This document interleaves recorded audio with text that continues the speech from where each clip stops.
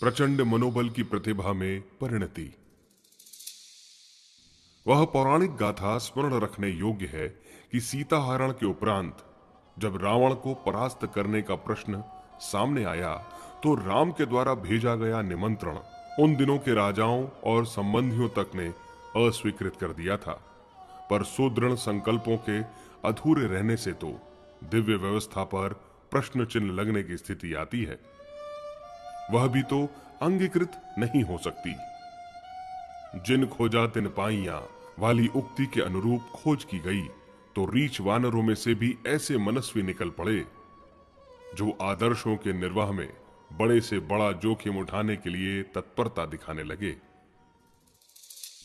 उनकी एक अच्छी खासी मंडली कार्य क्षेत्र में उतरने के लिए कटिबद्ध होकर आगे आ गई। बंदरों ने लकड़ी पत्थर एकत्रित किए, रीछों ने इंजीनियर की भूमिका निभाई और समुद्र पर सेतु बनकर खड़ा हो गया। ईश्वर उन्हीं की सहायता करता है जो अपनी सहायता आप करते हैं।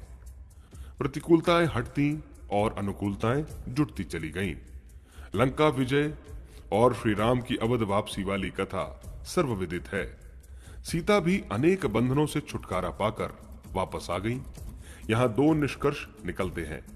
एक यह कि राम की प्रतिभा पर विश्वास करके वरिष्ठ वानर भी उत्साह और साहस से भर गए थे, अथवा राम दल के मूर्धन्यों ने सामान्य स्तर के वानरों को भी प्राण चेतना से ओत-प्रोत कर दिया हो और समर्थ व्यक्तियों की एक अच्छी खासी मंडली बन गई हो।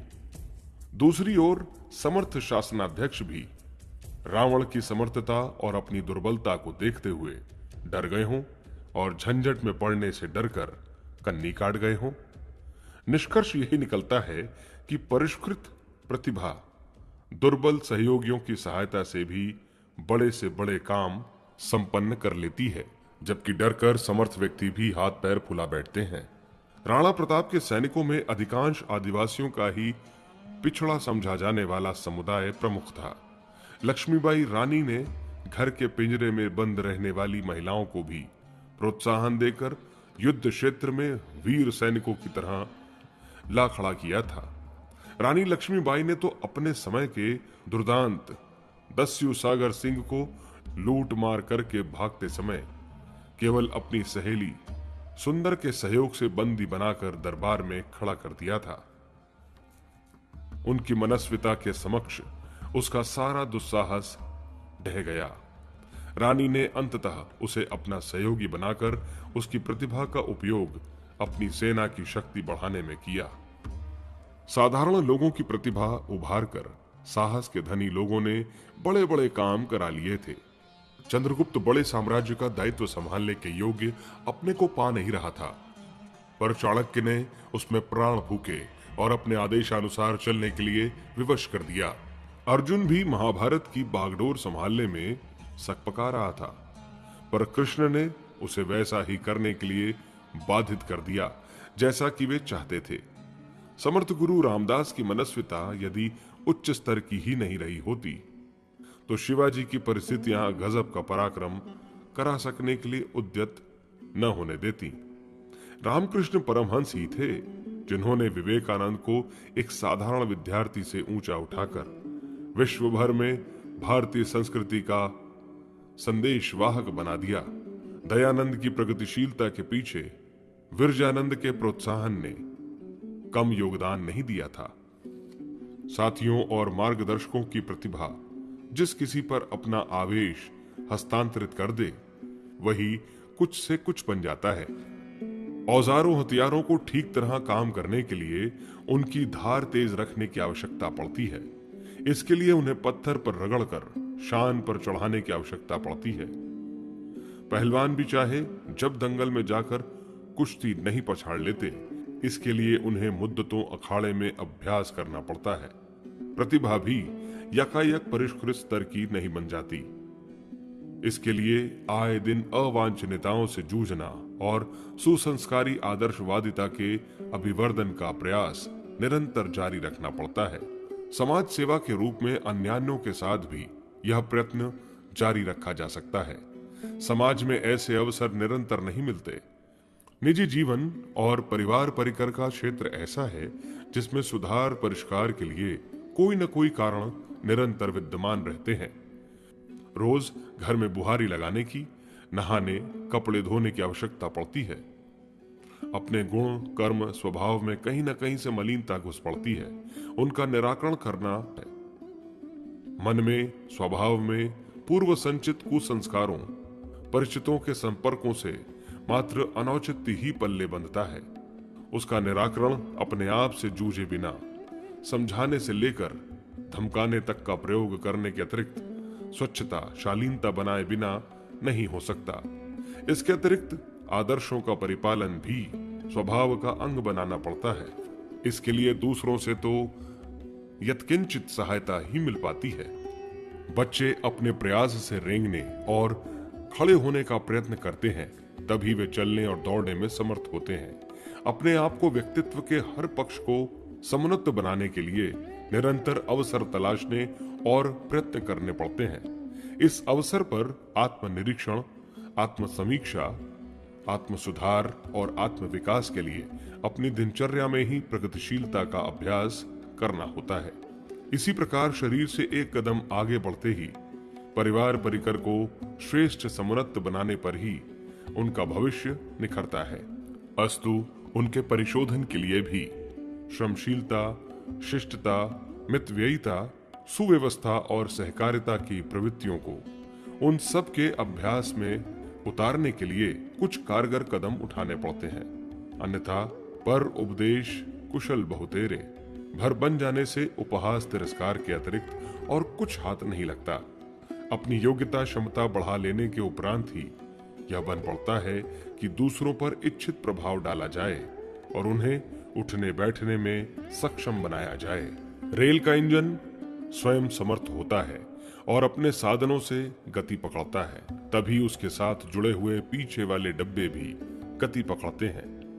इंजन की क्षमता यदि अस्त व्यस्त हो चले तो फिर वह रेल लक्ष्य तक पहुंचना तो दूर, अन्यों का आवागमन भी रोककर खड़ी हो जाएगी।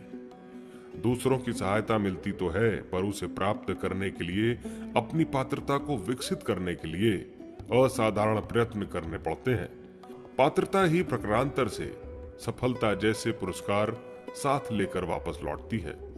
वर्षा ऋतु कितने ही दिन क्यों न रहे, कितनी ही मूसलाधार वर्षा क्यों न बरसे, पर अपने पल्ले उतना ही पड़ेगा जितना कि बर्तन का आकार हो अथवा गड्ढे की गहराई बन सके।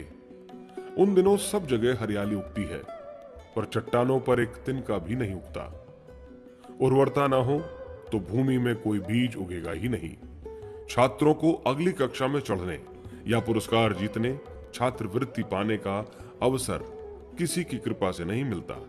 उनकी परिश्रम पूर्वक बढ़ी हुई योग्यता ही काम आती है। प्रतियोगिताओं में परिष्कृत होने वाले जिस तिस का अनुग्रह मिलने की आशा नहीं लगाए रहते, वरन अपनी दक्षता, समर्थता को विकसित करके बाजी जीतने वाले सफल व्यक्तियों की पंक्ति में जा बैठने की प्रतिष्ठा अर्जित करते हैं। देवताओं तक का अनुग्रह तपश्चर्या की प्रखरता अपनाने वाले ही उपलब्ध करते हैं। बिना प्रयास के तो थाली में रखा हुआ भोजन तक मुंह में प्रवेश करने और पेट तक पहुंचने में सफल नहीं होता। महान शक्तियों ने जिस पर भी अनुग्रह किया है, उसे सर्वप्रथम उत्कृष्टता अपनाने और प्रबल पुरुषार्थ में जुटने की ही प्रेरणा दी है। इसके बाद ही उनकी सहायता काम आती है। कुपात्रों को यह अपेक्षा करना व्यर्थ है कि उन्हें अनायास ही मानवीय या दैवीय सहायता उपलब्ध होगी और सफलताओं, सिद्धियों, विभूतियों से अलंकृत करके रख देंगी। दुर्बलता धारण किए रहने पर तो प्रकृति भी, दैव भी दुर्बल का घातक होता है। इस उक्ति को चरितार्थ करती देखी गई है। दुर्बल शरीर पर ही विषाणुओं की अनेक प्रजातियां चढ़ दौड़ती हैं। शीत ऋतु का आगमन जहां सर्वसाधारण के स्वास्थ्य संवर्धन में सहायक होता है, वहां मक्खी मच्छर जैसे कृमि कीटकों के समूह को मृत्यु के मुंह में धकेल देता है। सड़क पर बसों मोटरों का ढांचा दौड़ता दिखता है, पर जानकार जानते हैं कि यह दौड़ भीतर टंकी में भरे ज्वलनशील तेल की करामात है। वह चुक जाए तो बैठकर सफर करने वाली सवारियों को उतरकर उस ढांचे को अपने बाहुबल से धकेलकर आगे खिसकाना पड़ता है। मनुष्य के काय कलेवर के द्वारा जो अनेक चमत्कारी काम होते दीख पड़ते हैं, वे मात्र हाड़ मांस की उपलब्धि नहीं होते, वरन उछलती उमंगों के रूप में प्रतिभा ही काम करती है। स्वयंवर में माला उन्हीं के गले में पड़ती है जो दूसरों की तुलना में अपनी विशिष्टता सिद्ध करते हैं। चुनावों में वे ही जीतते हैं जिनमें दक्षता प्रदर्शित करने और लोगों को अपने प्रभाव में लाने की योग्यता होती है। मजबूत कलाइयां ही हथियार का सफल प्रहार कर सकने में सफल होती हैं। दुर्बल भुजाएं तो हारने के अतिरिक्त और कुछ प्राप्त कर सकने में सफल ही नहीं होती।